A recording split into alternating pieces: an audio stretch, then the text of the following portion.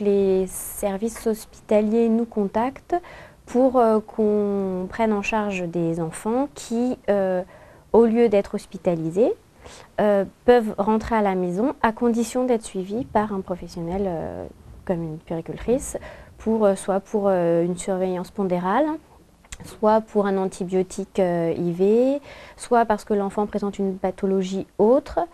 Il peut y avoir autrement des enfants un peu plus âgés qui ont par exemple des antibiotiques sur 24 heures. Et puis, mais en grande majorité, ce sont des enfants qui sont nés prématurément.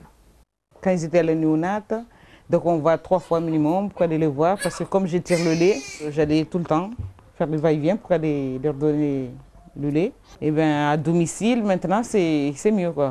À l'hôpital, c'est bien souvent les familles et les enfants qui doivent s'adapter au milieu hospitalier. Et là, c'est plutôt à nous adapter et de faire en sorte que pour les pansements ou pour les soins qui doivent être stériles, ça soit fait le plus stérilement possible, dans les meilleures conditions possibles, comme à l'hôpital. Donc on prend le matériel comme à l'hôpital et on fait au mieux pour que ça soit fait dans les meilleures conditions possibles. Au début, donc ils venaient tous les jours, mais là comme ils ont commencé à bien pris de poids et tout ça, donc ils viennent tous les 2 jours pour les peser et tout, et c'est rassurant quoi. Ça crée des liens parce que